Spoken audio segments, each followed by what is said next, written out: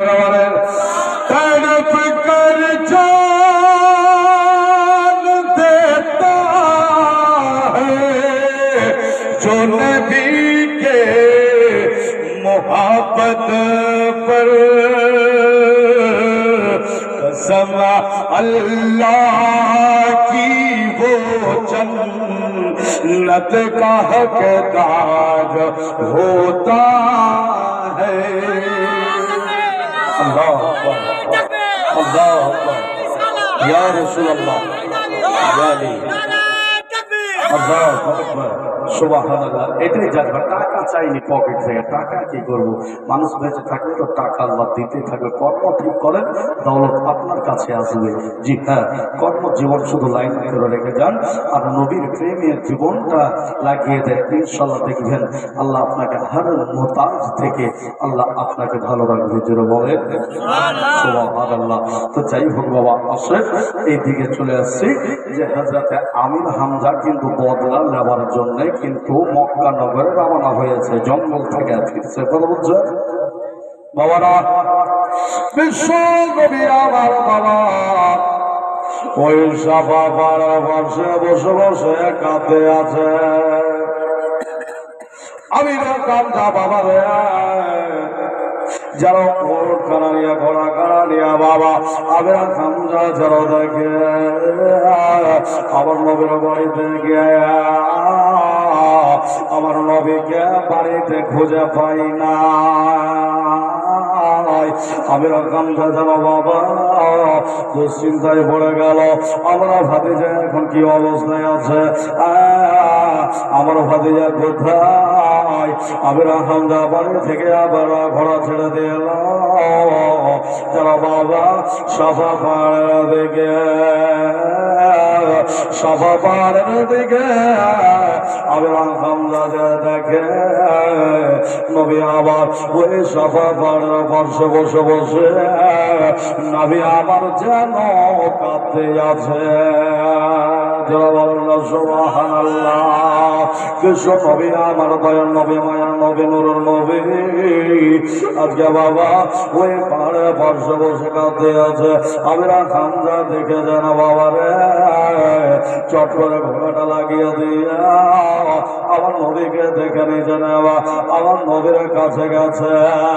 বিশ্ব নবীকে আবার বলতে আছে, আমির হামজা যেন বলতে আছে, বেটা ও ভাতিজা মুহাম্মদ, আজকে তোমার এই অবস্থা কেন বেটা? কে তোমার এই অবস্থা করেছে? আমি তোমার হলাম চাচা, তোমার তো আব্বা নাই, আমি হলাম বেটা তোমার আব্বা। জোরে বলেন সুবহানাল্লাহ। আমির হামজা যেন বলতে আছে, এ মুহাম্মদ, কে তোমার এই অবস্থা করেছে?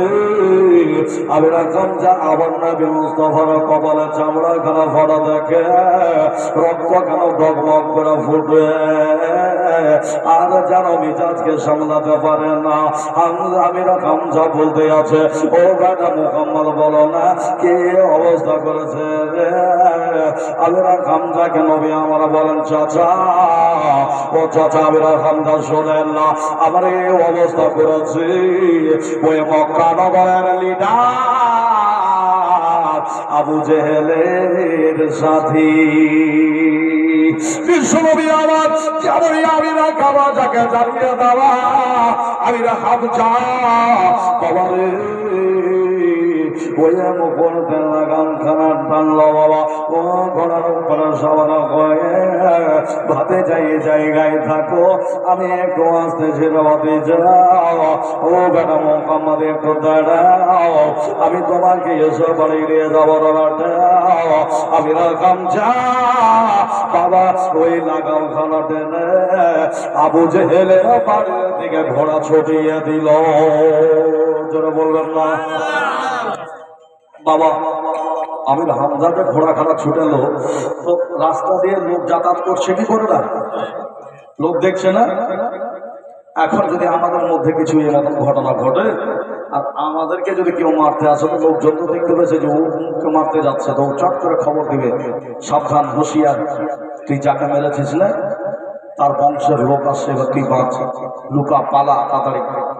তো এই মতো খবর হয়ে যায়। তো আমির হামজা যাচ্ছে আবু জেহেলকে শায়েস্তা করতে, কথা হচ্ছে।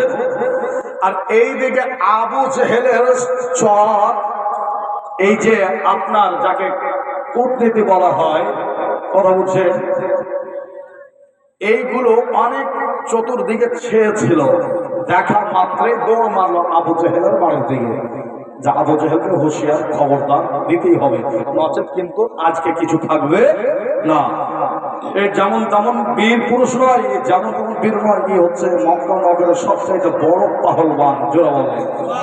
আর যার নাম হচ্ছে আমির হামজা, আর যার শরীরে কোরাইশ বংশের রক্ত, জোরে বলে। তো যাই হোক, আমির হামজা এ মতন ঘোড়ারিয়া আবু জেহেলের বাড়ির দিকে ছুটেছে।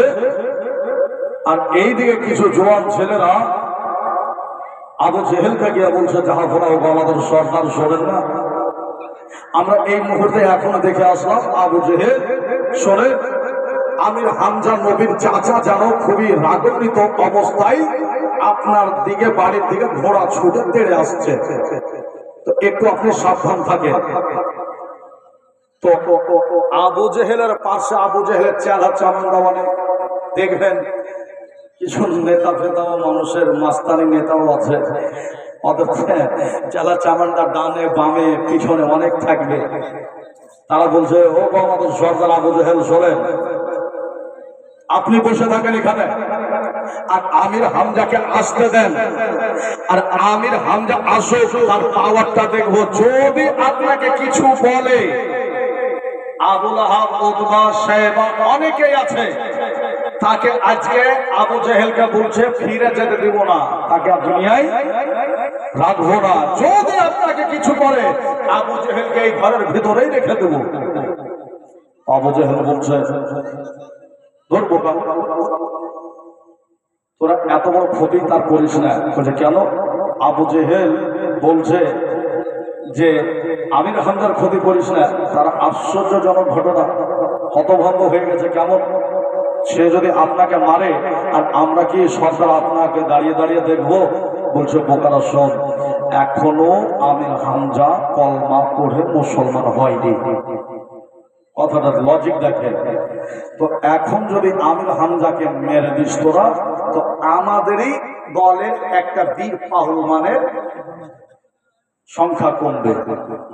তো সংখ্যা কমাটা তো চারটিখানি নয়। আর আমির হামজা কেমন বীর পাহলওয়ান তোরা তো ভালো করে জানিস, 10টা 15টা তার আগে কিছুই নয়। তো যদিও আমির হামজা কিছু বলে আমাকে, ঠিক আছে তোরা সহ্য করে নিবি, আমি কিছু বলবো না, আমির হামজা চলে যাবে, থাকলো তো আমাদেরই দলে। এই যে একটা কৌশল। ঠিক আছে সর্দার, আমির হামজার কথাবার্তা আবু জেহেল বলল, ও আমার সাথে দলবল শোন, আমির হামজা যদি আমাকে কিছু বলে, কোনো আঘাত যদি করে দেয়, তাহলে তোমরা তার প্রতি আর আঘাত করবে না। জানো, তাই এখনই সে কলমা পড়ে নাই, সে এখনো আমাদের বাপ-দাদা ধর্মকে বিশ্বাস করে, সে মুহাম্মাদের কলমা পড়ে নাই। আর আমাদের দল থেকে একটা বীর পাহলওয়ান করে যাবে আমি হতে দিতে পারি না। তোমরা চুপচাপ দাঁড়িয়ে থাকো।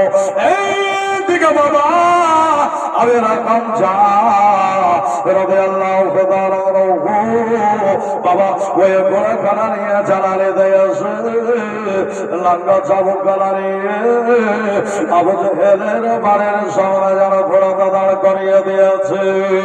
যেমন দাঁড়া করিয়ে দেওয়া আবু জেহেলের বাড়ির সামনে আমির হামজা আওয়াজ দেয়, কে মেরেছিস আমার ভাতিজাকে রে, আমার ভাতিজা মুহাম্মদকে কে মেরেছে, আমার এই আতেম ভাতিজাকে কে কষ্ট দিয়েছিস রে, নিচে থেকে আমার সামনে চলে আয়, আজকে আমি কাউরে কিছু রাখবো না। আমি হলাম আব্দুল মুত্তালিবের বাবা আমির হামজা, বলেন আমি হলাম আব্দুল আমার ভাইরে আমি খোলাবো আমি না হামজা আমার নবীকে আমার ভাতিজাকে কেউ আঘাত করবে আরে আমি দাঁড়িয়ে দাঁড়িয়ে দেখবো রে আমি টাকা হতে দিতে পারি না যদি তোর আগে নিজে নিজে আমার সামনে চলে আয় আর যদি আমাকে ভিতরে যেতে হয় তাহলে কারো কিছু আজকে আমি রাখবো না এই দিকে বাবা আমি রাখলাম যাবে সবাই একটা ডাক দিল পাখিরা মতন গর্জন করে নাকে কেউ যেন সারা শব্দ দিয়ে আসে না আমি রাখলাম যা বাবা ওই জায়গাতে আরো সহ্য না করতে পেরে আমি রাখলাম যা ওই হাতের চাবুক করারিয়ে বাবা আমি রাখলাম যা আবু জেহেলের বাড়িতে ঢুকে পড়েল ও আবু রাখলাম যা বলতে যাবো যে ও সরকার বলো আবার ইয়াতে ভাদিজাকে ক্যামেরা আছে আবার সহ্য হয়ে যায় আবার কলেজায় আঘাত পেয়েছে রে চট করে বলো আমি রাখলাম যারা কথার উত্তর কেউ না দেয় কেউ দিতে পারে না আমি রাখলাম সহ্য করতে না পেরে রে বাবা ওই হাতের চাবুক কানা নিয়ে আবু জেহেলের মাথায় যেন মেরে দিল জোরে বলল সুবহানাল্লাহ যেমনই মাথায় লেগে যাওয়া আবু জেহেলের যারা মাথা খারাপ ফেটে যায় আর ফেটে যাওয়ার পরে রক্ত প্রবাহিত হলো কিন্তু তার যারা চামড়া রক্ত গরম হয়ে গেছে কিন্তু সরকার মানা করেছে আবু জেহেল মানা করেছে কিন্তু ইসলামের ইতিহাস সেটাই বলে আমির খানটা যদি দাঁড়িয়ে গেছিল ওই চারা চামড়ার কোনো শক্তি ছিল না আমির খানটাকে পরাস্ত করে দেবে জোরে বলে না সুবহানাল্লাহ চামড়ে ফাটিয়ে দেওয়া আমির খান যা বলল আবু জেহেলকে এ আবু জেহেল শোন আমি তোকে সাবধান করে দিলাম আমার ভাতিজার দিকে আজ থেকে কেউ নজর করবে না আমার ভাতিজা যেটাই চাইবে সেটাই করবে রে তোদের কোনো ক্ষতি করে না আজ থেকে যদি শুনেলি তোদের দলবল থেকে কোনো মানুষ যদি আমার ভাতিজার পিছনে লাগে আমার ইয়াতে ভাতিজাকে যদি কেউ কষ্ট দেয় আমি রাখাম যা কথা দিলাম রে তাকে আর দুনিয়াতে বাঁচতে দেব না এটা হলো মুহাম্মদ ভাতিজার চাচার ওয়াদা তুমি বলেন না সুবহানাল্লাহ বিশ্ব দুনিয়া বাবা রে ওই সাবানার পাশে বসে বসে কাঁদতে আছে আমির খানটা আবু জেহেলের মাথা ফাটিয়ে দিয়েছে ফাটিয়ে দেওয়ার পর ওই শাসন করে আমির খানটা চট করে ঘোড়ার উপরে উঠে আবার আমার নবীর কাছে রওনা হয়ে গেল আমার নবী বাবা ওই জায়গায় বসে বসে চাচার ইন্তেজার করে আর শুধু চোখের পানি ফেলে যায় জোরে বলল সুবহানাল্লাহ বিশ্বনবীকে আবার যেন বাবা আমির খানজা বলতে আছে ও বেটা মুহাম্মদ ও বেটা মুহাম্মদ ও আমার কলেজের টুকরা রে ওরে আমার নয়নের তারা বেটা মুহাম্মদ চিন্তা করা লাগবে না যে তোমার কষ্ট দিয়েছে যে লোকগুলো কষ্ট দিয়েছে বাবাটা আমি এই মুহূর্তে তার সঙ্গে সঙ্গে বদলা নিয়েছি বলেন না দেখা আর চিন্তা করা লাগবে না আমি সঙ্গে সঙ্গে তোমার বদলা খানা নিয়ে এসেছি আমার আল্লাহ দয়াল নবী মুস্তাফা যারা বাবা আমির খান যারা মুখ থেকে যেমন শোনা আমির খান যা বলতে আছে বেটা আর তোমাকে চিন্তা করা লাগবে না চলো বাড়ি চলো বাড়িতে যাবো বেটা আর বাড়িতে গিয়া আমি তোমার যত্ন করবো বিশ্বনবী আমার চাচা আমির খানকে গিয়ে বলছে চাচা গো ও চাচা বাড়ি যাওয়ার পূর্বে চাচা গো আপনি যে বদলা নিয়ে আসলেন গো চাচা আপনি কি মনে করেন আমি আপনার ভাবে যাবো মুহাম্মদ আজকে কি আমি খুশি হয়ে গেছি আমির খানটা বলতে আছে বেটা মুহাম্মদ তুমি কি খুশি হও না নাই, কারণ আমি তো তোমার বদলা নিয়ে এসেছিলাম। সে কোনোদিন তারা আর তোমার পিছনে লাগবে না, এটাও সাবধান করে দিয়েছি। ও বেটা মুহাম্মদ, তুমি কি এখনো খুশি হতে পারো না?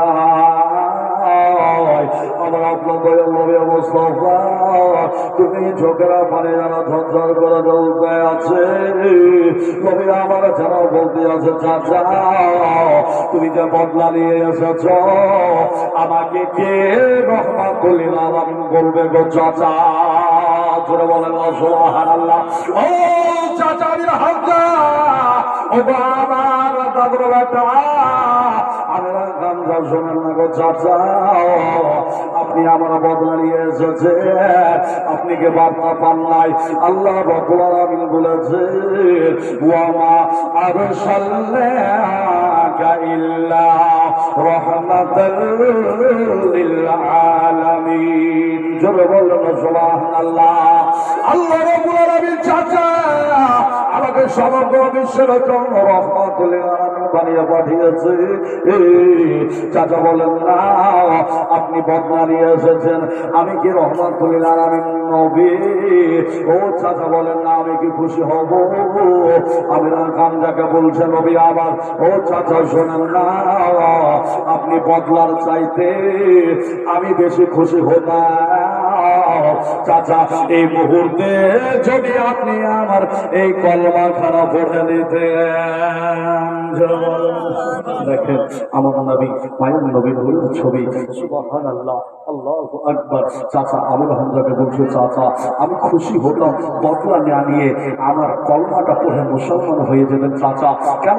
চাচা আজকে আমি রহমাতুল আলামিন, আমি বেদিনের জন্য রহমত, আমি হিন্দুদের জন্য রহমত, আমি খ্রিস্টানদের জন্য রহমত, আমি নমুসলিমদের জন্য রহমত, মুসলমানের জন্য রহমত, আমি সূর্য চন্দ্র গ্রহ তারা নদ নদী পাহাড় পর্বত জমিন ও চারা সমস্ত কিছুর জন্য আল্লাহ আমাকে পৃথিবীর বুকে রহমাতুল আলামিন বানিয়ে চাচা আমাকে প্রেরণ করেছে। জোরে বলুন সুবহানাল্লাহ। চাচা আমি খুশি হতাম যদি আপনি বদলাটা না নিয়ে চাচা আমার কলমাটা পড়ে নিজে মুসলমান হয়ে যেতে পারে। আমার হযরতে আমির হামজা বলছে, বেটা আর দেরি নয় না বেটা, আমি আর দেরি করবো না, তুমি যেটাতে খুশি হবে বেটা এই মুহূর্তে বেটা আমাকে কলমা পড়াইয়া দাও।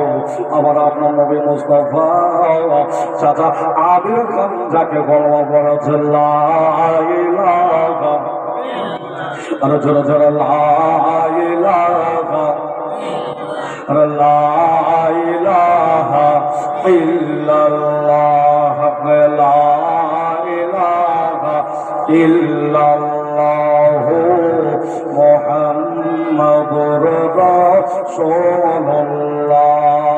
আর জমিনের মালিক সে আল্লাহ, আসমানের মালিক সে আল্লাহ। জোরে জোরে লা ইলাহা ইল্লাল্লাহ, হক লা ইলাহা ইল্লাল্লাহ, হক লা ইলাহা ইল্লাল্লাহ মুহাম্মাদুর রাসূলুল্লাহ। আর কলেমা ঘরের বাতি, আর কলেমা সঙ্গের সাথী, আর কলেমা ঘরের বাতি, আর কলেমা সঙ্গের সাথী, আর কলেমা ছাড়া নাই তো গতি। ঝরে ঝরে লা ইলাহা ইল্লাল্লাহ, হক লা ইলাহা, হক লা ইলাহা ইল্লাল্লাহ মুহাম্মাদুর রাসূলুল্লাহ সাল্লাল্লাহু তাআলা আলাইহি ওয়াসাল্লাম। ও বাবাজি ভাইরা, ও মা বোনেরা, খালারা, আমার আপনার দয়াল নবী মুস্তাফা আমির হামজা কলমা পড়ে মুসলমান হলে, আর আমার নবীকে নিয়ে আমির হামজা আনন্দে বাড়ি ফিরলে। ওই খাদিজাতুল কুবরার ঘরে আমার নবী যায়, আমার নবী মুস্তাফার দৃশ্যখানা দেখে বাবারে খাদিজাতুল কুবরার প্রেম কেমন ছিল, স্বামীর প্রতি ভালোবাসা কেমন ছিল। দেখেন খাদিজাতুল কুবরা রাদিয়াল্লাহু তাআলা আনহার বর্ণনা আসে, আমার আপনার দয়াল নবী মুস্তাফা বলেন সব চাইতে বেশি ভালোবাসা আমার নবী বিবি খাদিজাকে করত রে। সুবহানাল্লাহ। কাকে বেশি ভালোবাসতেন? বিবি খাদিজাকে। কেন যে বিবি খাদিজা যখন পর্দা যখন দুনিয়া ছেড়ে যায়, তো আমার আপনার দয়াল নবী মুস্তাফা কবরের কাছে নিয়ে গিয়ে আমার নবী খাদিজাতুল কুবরাকে না নামিয়ে আগে নিজেই কবরে নেমেছিলেন, জোরে বলে। আর কবরে নেমে 60টা কবরে ঘুরতেছিলেন নবী আমার, আর সাহাবা দাঁড়িয়ে দাঁড়িয়ে দেখতে আছে, জোরে বলে।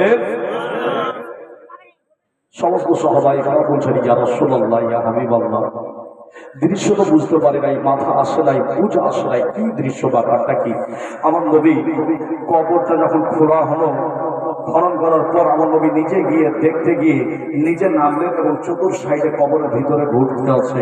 জি হ্যাঁ, যখন আমার নবী উঠে গেলেন, ওঠার পর সাহাবায়ে কেরাম জিজ্ঞাসা করছেন ইয়া রাসূলুল্লাহ, ইয়া হাবিবাল্লাহ, এর কারণটা কি আমরা বুঝতে পারলাম না। নবী আমার বলছেন এই সাহাবায়ে কেরাম শোনো, আমি আমার এই কবরের মাটিকে সাবধান করলাম যে আমার অর্ধাঙ্গিনী খাদিজা তোমার কাছে আসছে, জোরে বলেন না।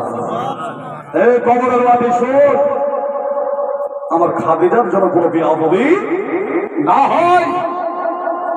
জানো তুমি মাটিও হয়েছ আমার সাদকাতে, জোরে বলেন না সুবহানাল্লাহ। আল্লাহ আমার সাদকাতে তোমাকে মাটির কালার বানিয়েছে। হে মাটি, আমি তোমাকে সার্টিফাই করে দিলাম আমার খাদিজার কোনো বেহুরমাতি, কোনো কষ্ট, কোনো বেয়াদবি যেন না হয়। এই জন্য হে সাহাবায়ে কেরাম, আমি ঘুরে ঘুরে আমি নবী আমি ওই কবরকে সাবধান করে দিলাম, জোরে বলেন সুবহানাল্লাহ। কখনো কখনো কিতাবের মধ্যে লেখা আছে হযরত ফাতেমা জোহরা রাদিয়াল্লাহু তাআলা আনহা বলে, হযরত মা আয়েশা সিদ্দিকা রাদিয়াল্লাহু তাআলা আনহা বলে, আমার নবীর বাবা ওই গভীর রাত্রিতে ওই মা খাদিজাতুল কুবরার কবরের পাশে গিয়ে বাবা ও নয়নে কান্না করতে, আমার নবীর বাবারে ওই খাদিজাতুল কুবরার কবরের পাশে গিয়ে কাঁদতেন। আমার নবী দিনের বড় দিন, রাতের বড় রাত, খাদিজাকে ভুলতে পারতো না রে। এত খাদিজা, এত খাদিজা কেন রে বাবা? ইসলামের প্রথম রমণী যে সর্বপ্রথম কলমা করেছিল রে, নিজের ধন সম্পদকে এমন কোনো কিছুই নিজের জন্য রাখে না, সমস্ত ধন দৌলতকে আমার নবীর ভালোবাসাতে বিসর্জন দিয়েছিল। এই জন্য আমার নবী খাদিজাতুল কুবরাকে এত ভালোবাসতো, এত ভালোবাসতো। হযরত মা আয়েশা সিদ্দিকা রাদিয়াল্লাহু তাআলা আনহা একদিনের ওয়াকিয়া বাবা আমার নবীকে বলছে ইয়া রাসূলুল্লাহ, আপনি কাকে বেশি ভালোবাসেন? আয়েশা বলে আমাকে। আয়েশা বলে না খাদিজাকে। হ্যাঁ, আমার বিশ্ব নবী জানো হযরত খাদিজাতুল কুবরা যেমন নামখানা নিয়েছে আয়েশা, আমার নবীর দুই চোখের পানি থামে না। সুবহানাল্লাহ। এই দৃশ্য দেখে হযরত মা আয়েশা সিদ্দিকা রাদিয়াল্লাহু তাআলা আনহা বুঝে গিয়েছিলেন আমার নবী। আয়েশা বুঝে গেলেন মা খাদিজাকে বেশি ভালোবাসতেন। তার জন্য আজকে আমি সবাইকে অনুরোধ করবো, বাবাজি ভাইরা, হ্যাঁ আপনাদেরকে অনুরোধ করবো, আমার নবীর জীবন সিরাতটাকে আপনি আঁকড়ে ধরুন, আর সততাকে আঁকড়ে ধরে আল্লাহর খাউফকে নিজের অন্তরে বসিয়ে আপনি দুনিয়ার বুকে চলাফেরা করবেন। ইনশাআল্লাহ আজিজ আপনি ইহকাল এবং পরকাল কামিয়াবি হবে। কেউ কাউরি মুহতাজ হবে না, কেউ কাউরি মুখাপেক্ষী হবে না, কেউ কাউরির জন্য দাঁড়িয়ে থাকবে না। আপনার আমল আপনার বিচার করে দেবে, যেন বলেন সুবহানাল্লাহ। হ্যাঁ, আল্লাহ পাক পবিত্র গ্রন্থ কোরআনুল কারীমের মধ্যে ইরশাদ করেন আল্লাযী খালাকাল মাউতা ওয়াল হায়াতা লিয়াবলুয়াকুম আইয়ুকুম আহসানু আমালা। আল্লাহ কবরে মানুষের পরিচয় দেখবে না, আল্লাহ পাক মানুষের কবরে যাওয়ার পরে আল্লাহ দেখবে বান্দা তুমি